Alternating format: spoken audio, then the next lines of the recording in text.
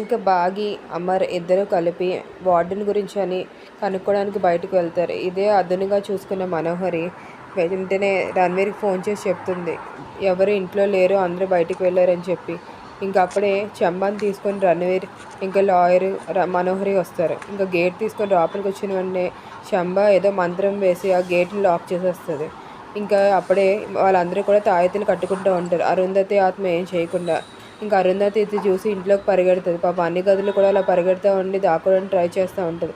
కానీ సంబ తనని ఎతకడానికి అన్ని చోట్ల వెతుకుతుంది. ఇంకా వెంటనే ఒక కబోర్డ్లో దాక్కుంటుంది. అయినా సరే తన్ని చూసిన వెంటనే ఇంకా అరుంధతి పారిపోయి మళ్ళీ బయటికి వెళ్ళిపోతుంది. ఇంకా వెళ్ళిపోయిన వెంటనే తన వెనకాలే ఇంక సంబ కూడా పరిగెట్టుకొని వెళ్తూ ఉంటుంది. ఇదంతా అక్కడ నుంచి చూస్తూ ఉంటారు మనోహరి ఇంకా లాయరు ఇంకా రణ్వీర్ కూడాను చాలా ఆనందపడిపోతూ ఉంటారు. ఇంకా అరుంధతి ఆత్మని ఎలాగైనా సరే బంధించేసి సంబ అని చెప్పి ఇంకా బంధించేస్తూ ఉంటుంది. సంబ మరుగుజ్జుగా చేస్తుంది అరుంధతిని. ఇంకా తీసుకువెళ్ళిపోతుంది కూడా అరుంధతి. ఇంకా అరుంధతిని సూక్ష్మ రూపంలో బంధించేసింది సంబ. ఇంకా బాగి అమర్ వచ్చి కాపాడగలరా ఆరుని? Thank you for watching my videos. Please subscribe my channel. దయచేసి ఛానల్ సబ్స్క్రైబ్ చేసుకోండి.